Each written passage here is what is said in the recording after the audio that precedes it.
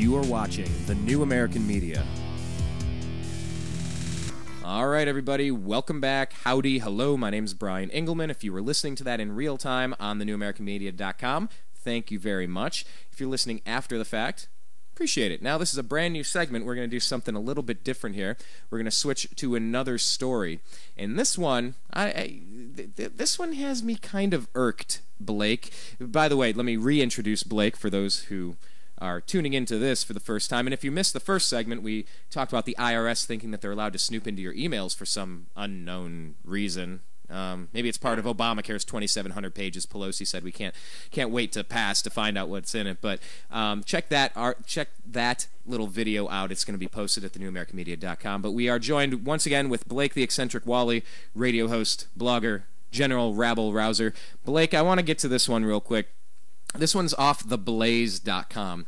Headline reads, Dad furious after finding this crayon-written paper.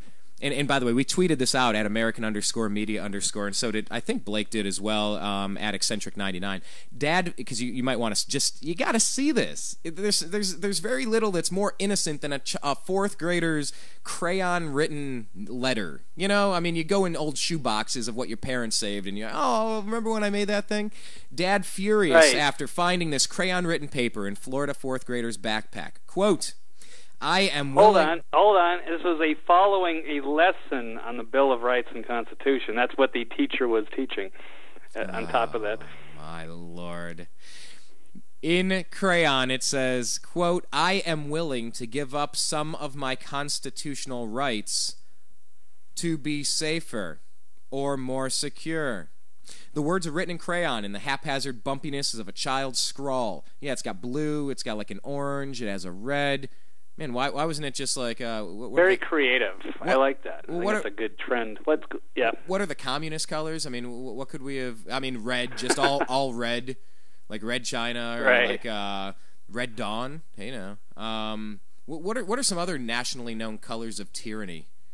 Are they, red, white, and blue identify as America, but like what? Right. What's a horrible regime we could tie to a color? Yeah, think of the red, the communist red, or what are the Daily Co's?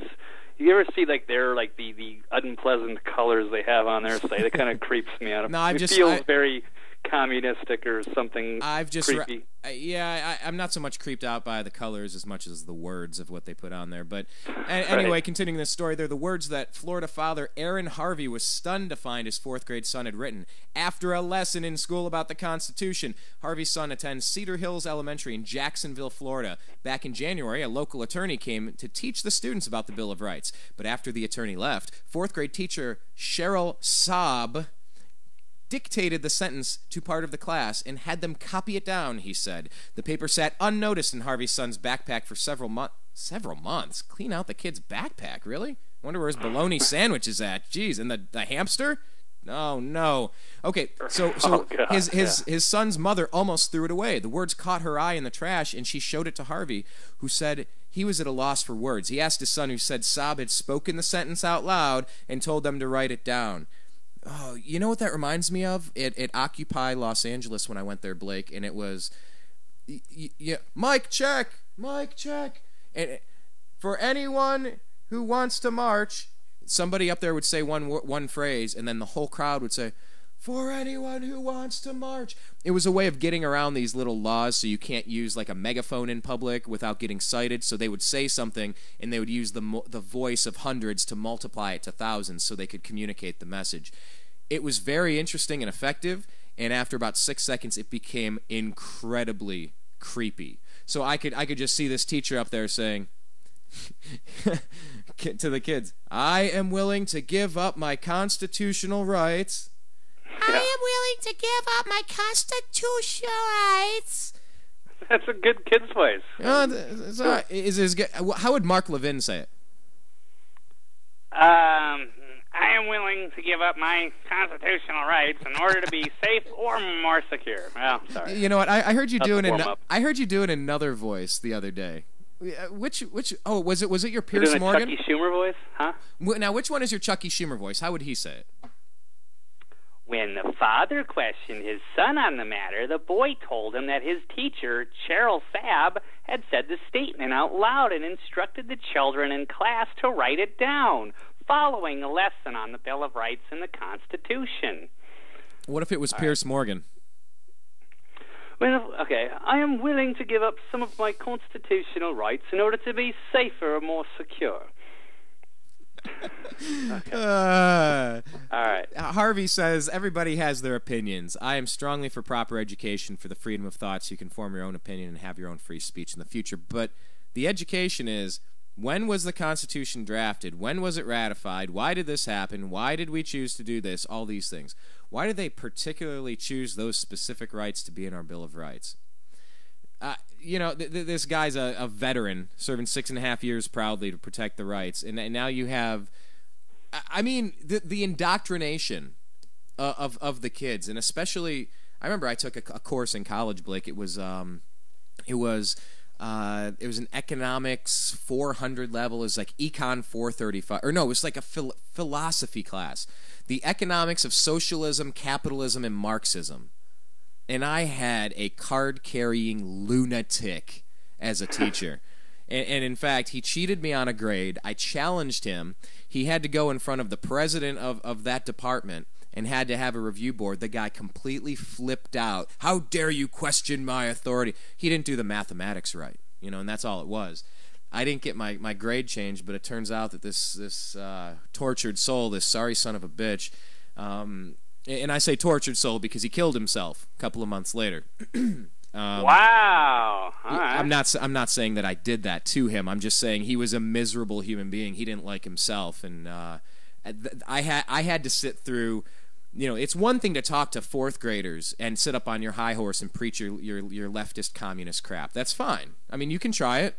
If that's what gets you going in the morning, is I get to warp the minds, mold the minds of fourth graders, you know. But I had an adult talking to other adults who definitely did not like to be challenged, and you know, I've been through situations where I've had to battle teachers, is what I'm getting at, Blake. I mean, what do you think about this story? Well, I mean, it's just total slap in the face. I mean, you can only imagine what Ben Franklin would think if he were watching, rolling over in his grave or what have you. You're teaching a class on the Bill of Rights and the Constitution. You're literally taking a quote from Benjamin Franklin and twisting it into the very opposite. I mean, this is just pure indoctrination. I don't know what this lady is even thinking, or who told her to do this, or why she would attempt to do this, but I guess that's why it's so good that they were able to find this and expose it and make a good story about it, because we have to start asking these questions. Why, you know, she's going to teach the Bill of Rights, and why she's got to give an explanation on that. That is well deserved. They need to get a public statement from her and for that, because that's just a disgrace on everything our forefathers fought for freedom for. Not for this. I'm going to read some of the top comments here on the Blaze, and I want you to respond to them. I'll just go. All right. We'll go rapid fire.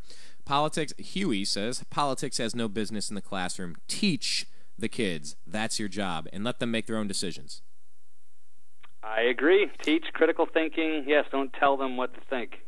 So, and don't get them to write down, repeat after me, and then write this down. It ingrains it into their memory. I mean, if it's one thing making an opinion, or you can say, Benjamin Franklin said this, but I kind of think this, but what do you think? That would be something. And then you could have the kids make a written response to that. That would be education, not indoctrination. Well, you know, we talk about Benjamin Franklin. I want to get a couple more of these top comments, but you know, I mean, he who would trade liberty for some temporary security deserves neither liberty nor security, and shall surely lose both. I actually add shall surely lose both because, you know, there are loose interpretations of the quotes sometimes. There's about 12 different versions of that quote, but they're all basically in the same ballpark. Yeah. And so I actually had someone talking about presidents and asked me about Franklin. I'm like, dude, Franklin wasn't a president. Like, right. like what?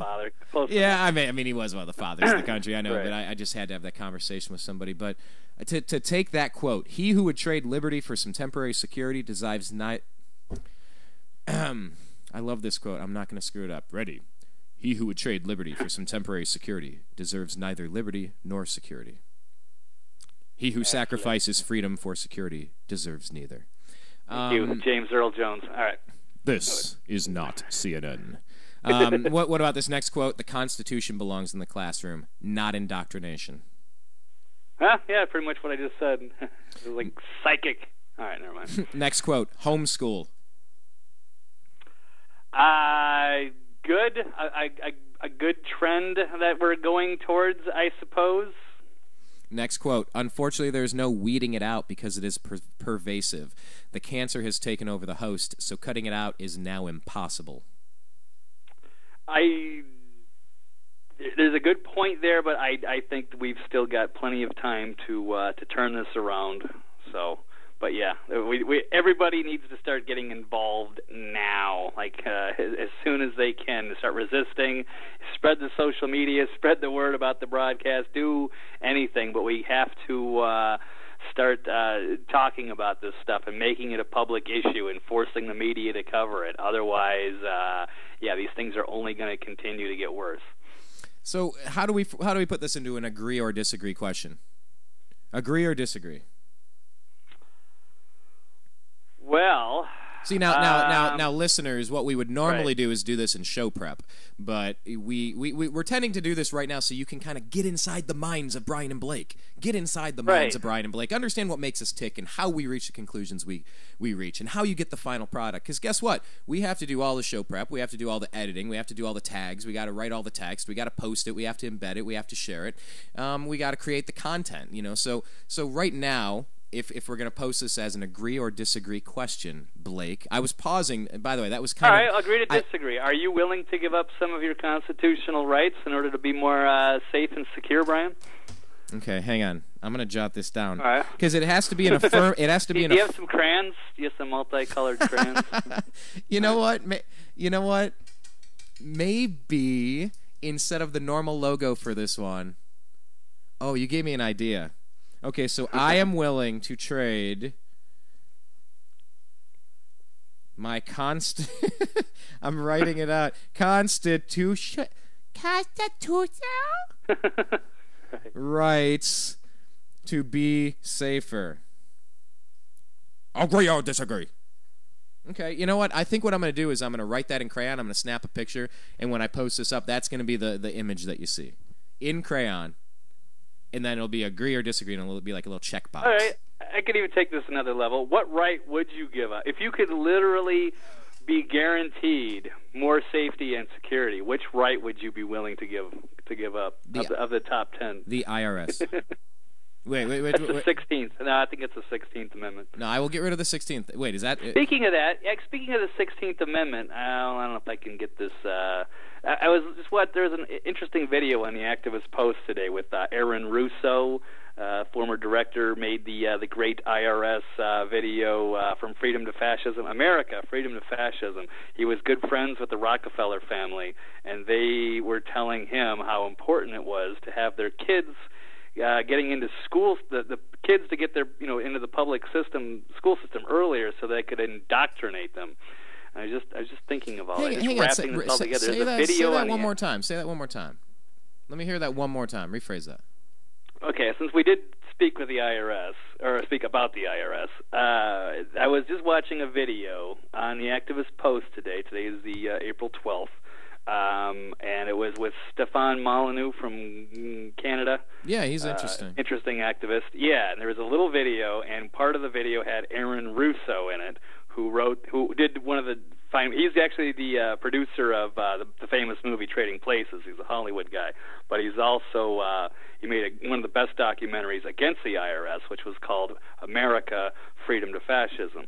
But he's also known to be very good friends with, I believe, Nick Rockefeller, which is one of the big Rockefeller family. And they made another documentary about that, where he kind of leaks a lot of that information that he got from his elite sources. But he was told, confided in or whatever, from the Rockefeller Foundation, who is responsible for a lot of these kind of government programs and what they do with kids and stuff like that. And so they wanted to get kids into the public system, school system earlier, so that they could indoctrinate the kids. The Congress shall have power to lay and collect taxes on incomes from whatever source derived, without apportionment among the several states, and without regard to any census or enumeration. The 16th Amendment. So you're saying I can't get rid of that one?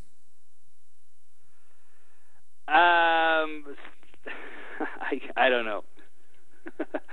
So say that one more time here. I got distracted again. No. It's fine because that kind of brings it back a little not quite full circle, but sort of.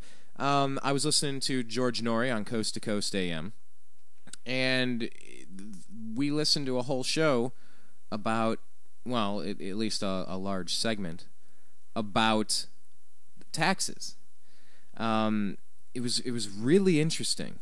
It was real interesting. I'll give you the synopsis here, because I did just listen to this today. The fair tax. Now, I'm not sure if you're aware of what the fair tax is, but it's very interesting.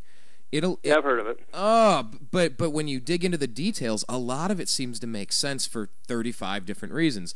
The first hour guest, this was a show, and if you guys don't listen to Coast, I mean, I don't work for them, and they don't, they're not sponsors of us, and we don't sponsor them or anything, but Coast to Coast has helped wake me up over the past 10, 15 years, and I've had the privilege and opportunity to interview George Norrie, the regular host over there, and John B. Wells, the Saturday night host. He's a regular guest on our program on Agree to Disagree.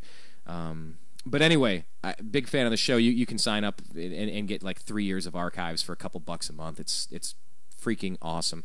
Anyway, Fair Tax Alternative, their first hour guest, this was from 4/10, April 10, a couple days ago.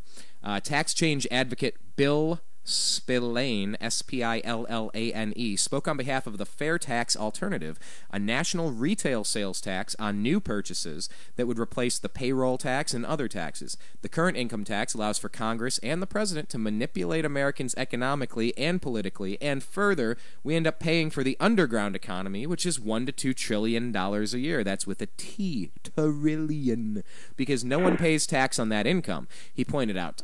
Congressional representatives aren't motivated to alter the present tax code because the most powerful lobbyists aren't in favor of change, he lamented. So check out Bill Spillane. I mean, he was a great guest. He was at their first hour, so he was on for about 40 minutes or so. Really good guest, really sharp, and every time he was questioned about certain things, he had a lot of good answers with why the 16th Amendment, well, let's just say the current I.R.S. Federal Reserve, the whole thing that they do with tax code so complicated you can't understand it. This would be so easy. This fair tax would be so easy if it could generate the revenue needed, and a lot of surveys are now showing that it could. So I guess that's bringing it right back around to the IRS too, isn't it?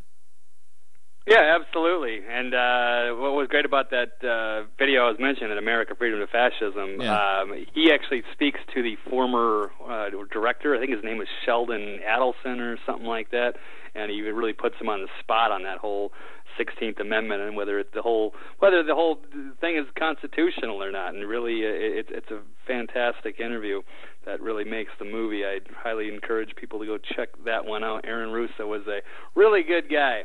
And yeah, there's I don't know how many directions we could go in with this. Well, let's do this. Let's make a hard pivot here. We're trying to. Speaking of the IRS, I just did my taxes today. Yes, it is tax season. That must be why they're up. We're talking about them so much. All right. Yeah. More than I'd like to. Yeah, I got it. Yeah. Well, okay. While we're talking about laws and stuff, why don't we go to this one? I mean, both of these are regarding public policy. We'll switch out of this one for a second here.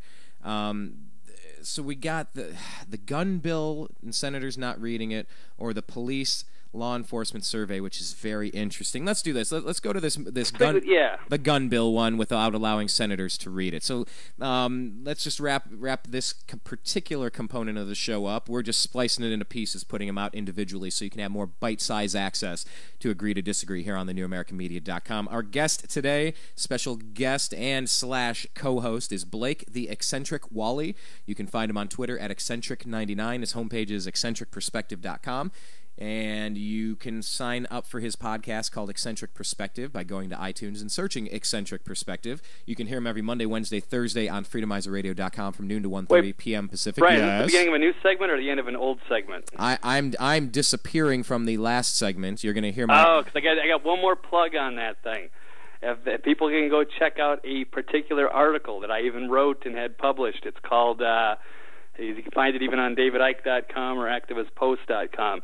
It's called, Brian, I'm on the spot Simple here. Solutions. For... How to...